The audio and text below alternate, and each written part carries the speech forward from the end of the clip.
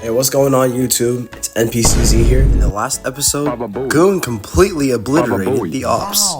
In today's video, you'll see a similar use of the abuse of the move Headbutt. And very soon, Goon will become the original gangster. And for the last part of the series, we hit the like goal. Thanks you guys. You guys are such W's. The like goal of this part is 10 likes. Although even if we don't hit it, I don't think I'm gonna stop the series. It's just too much fun. Honestly, I just really like to complete a series on this channel finally. I've been posting for like almost 4 years and I still haven't done a complete series. Special thanks to the people who commented on the last video. I really appreciate these comments, like seriously. Special thanks to Go.A.T, my GOAT, for commenting on all of my videos. He's the GOAT, bro, I'm not gonna lie. I reply to all of my comments, so you know, if you have a suggestion, feel free to leave a comment. I'm gonna see it. I'd really appreciate it if you subscribed.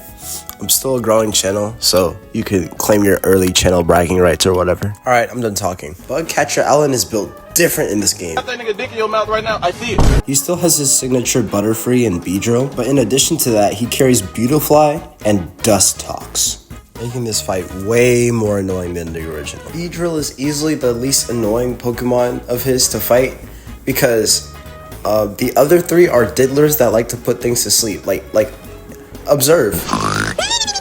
And Dustox gotta be the worst one, I'm not gonna lie. Like, what is that, bro? What is that? See, but Big Dick B can always come in clutch. Now, for those of you unfamiliar with Pin Missile is a really crazy move, actually. It can get up to 125 base power. And that's a lot of base power. It's more than Mega Horn, actually. If you account for stab, it can get up to 187.5. And that's a lot. Now it's time for the Jake fight. The first 3 fights with Jake aren't really that hard. You can probably beat him easily. But the last 2 are hell. I'll just tell you that now. The last 2 are just like... But yeah, since this fight is pretty easy, I don't really feel the need to like cover it too well. But this Fletchinder is going to be the bane of my existence. Now it's time for the Team Eclipse admin battle, and ooh, this one's a doozy. Remember how at the beginning of the video I said that we will continue to abuse the move Headbutt? Yeah, I wasn't lying, bro. Normally when a Zigzagoon is fighting a Honedge, it would shit its pants because it lacks the necessary coverage to deal with it. Maybe a level up move like Fling or a TM like Dig would be helpful in this situation, but there's no access to any of those yet. But Goon has no such weakness. Goon is the conqueror of regions. His name is known throughout heaven and earth, throughout Hoenn and Alola. And Goon proves his name true when he vanquishes the evil sword that plagues the earth. And at last, the Honedge is defeated. But if only Goon had the strength to continue, he would have soloed this entire team if he just had enough Headbutt PP. This is truly tragic.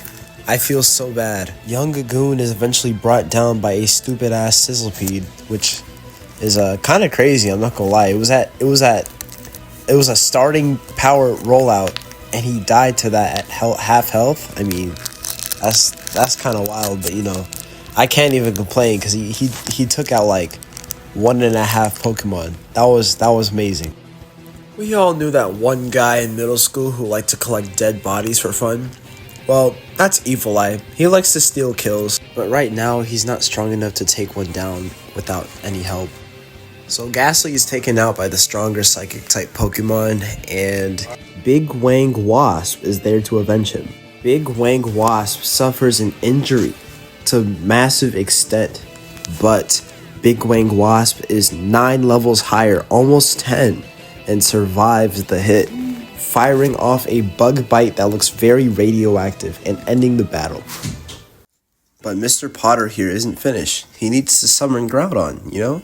So that he can use Groudon against. Imagine if Groudon could, like, imagine if we had to fight Groudon and like we're supposed to lose, but then the gym leader comes in with his like level 80 team and just like blows or stops the Groudon. I don't know. That would have been cool.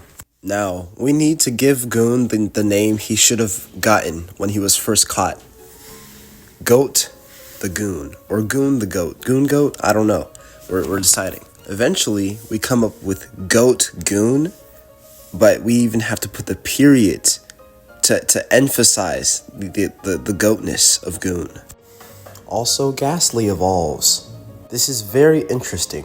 So right now we have a level 31 Beedrill, level 28 Wooper, level 24 Zigzagoon, level 24 Joltik, level 26 Haunter, and a level 27 Bulbasaur. Let's see how we do against the gym. So the gym leader leads off with Torkoal with a Heat Rock with Drought, and he's going to set up Stealth Rocks. And I'm like, bet, I'm gonna set up my Toxic Spikes. I decided to switch out to my Ghost type, thinking he's going to go for Rapid Spin, because, you know, like, you would want to get rid of the Toxic Spikes on your side, right? No, you don't. I guess you want to keep your Toxic Spikes on there. Now I look stupid. Looking back on it, his moveset was probably Lava Plume, Stealth Rock, Overheat. Yeah. He definitely has Overheat, and then maybe Solar Beam. So I guess I just like wasted an entire Pokemon, and now I send in the GOAT. But we run into the same problem we had against the admin. We don't have enough PP. We can't keep doing this. Eventually I end up going for Covet, and Torkoal uses Body Press. So I guess we know what the third move was.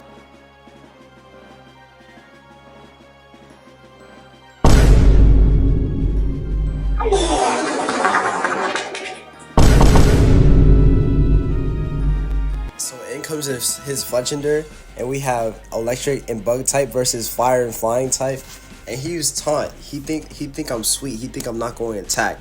Nah, but we all in, and he blows me up with an Overheat. This is very sad. And here my strategy with this was to bait out an Overheat so that he would go for the Overheat against the Wooper. But he's a Taunt merchant. He even goes as far as to do it again. What is wrong with him? He's a menace. He can't be trusted. And I sincerely don't know what the move with the one shot is. I don't know. Maybe I predicted that he was gonna use Roost. I don't know what the play was. The play was going relatively well, right? Until he got a critical hit on me for literally no reason. And then when Beedrill comes in, I use Cut because what else am I supposed to do? And the next turn I use Cut again, and then this guy gets another critical hit. What? Why? So here's where I make the decision to teach Evil Eye Trick Room. And the reason I teach Evil Eye Trick Room is because I'm like, okay, listen, this Fletchinder is like way faster than everything on my team, and I need to be able to outspeed. So that's why I need Trick Room. So it's rematch time again, baby. We're not wasting any time. We're off to the Wooper. You know, Wooper is not playing any games, although maybe he is, because only 29% on a super effective move. Hey, Wooper, stop playing games.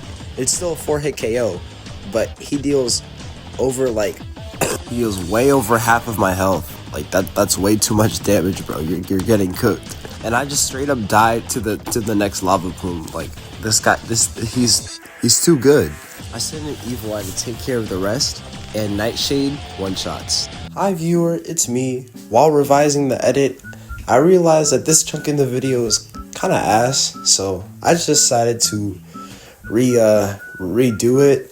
So basically what happens is Fletchinder is just weird. Fletchinder is weird and it doesn't like to be consistent with the times it uses Taunt.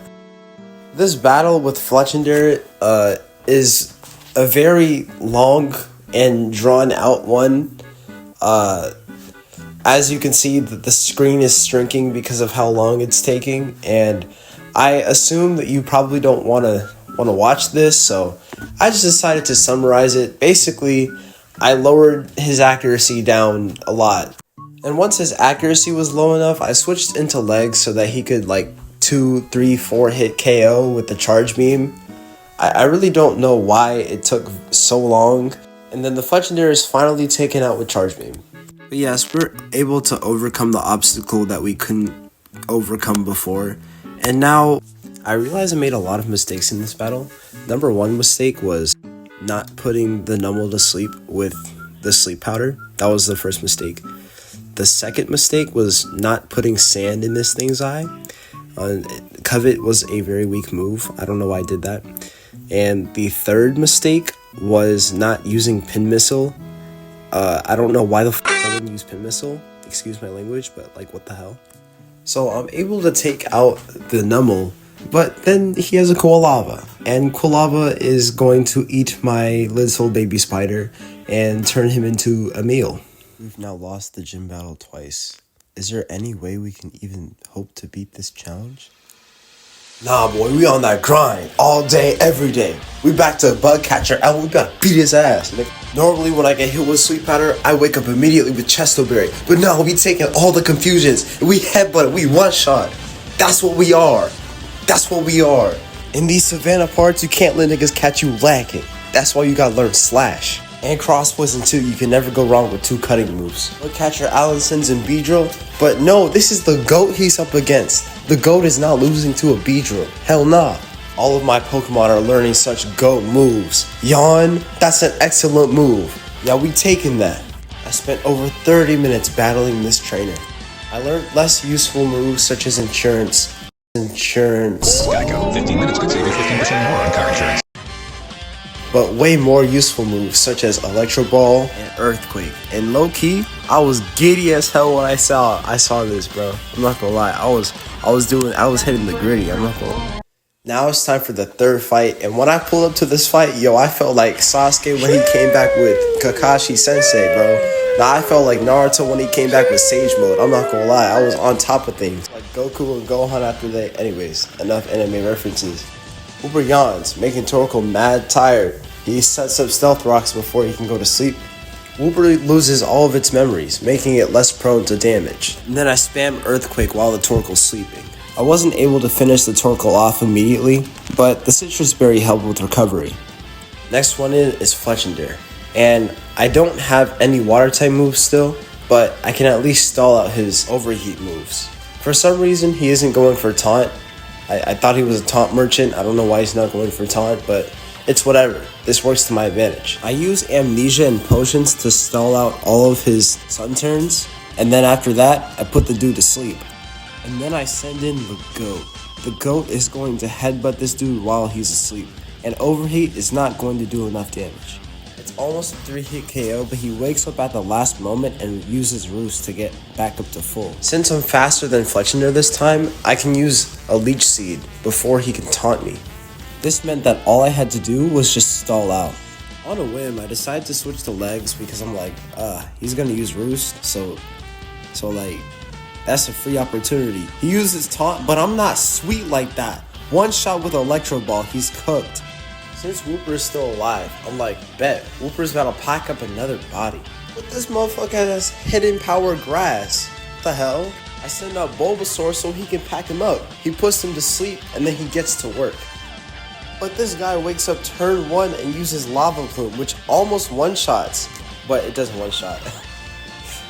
Because Fried's the GOAT. What's absolutely crazy is that if this was a normal run, Bulbasaur would be one level closer to evolving into a Venusaur. Like, bro, having a Venusaur to use against the second gym leader would be insane, I'm not gonna lie. And lastly, he sends out his Quilava, which I thought it was his second last Pokemon, but no, it was just his last Pokemon, right? So, I don't know what the play was when I sent out Joltik for no reason, but it doesn't matter. He's obliterated, and Evileye gets obliterated, right? So, we have Big Dick B. We have Big Dick B and friends, and this is going to be a close match. But, do you know the move that we have that the enemy doesn't? I learned less useful moves such as Insurance. What's this? Beedrill's Insurance has manifested in the Geico Gecko, causing the Geico Gecko to take over his body and use it to fight. The use of Insurance allows us to live in Overheat straight to the face and fire off the Insurance. And then we have Insurance in the form of a Super Potion. We have Insurance. Due to the overpowered nature of the Geico Gecko, we are able to take out the Quilava with a Bug-type Pokemon. Using the power of Insurance, we get a critical hit not only, but we survive another Overheat. 15 minutes can save you up to 15% or more. If you like that video, make sure to leave a like and subscribe. Thanks for sticking to the end, and till we meet again. Blah, blah, blah, blah, blah. Oh, and Merry Christmas and Happy Hanukkah to those who celebrate. Happy Kwanzaa tomorrow.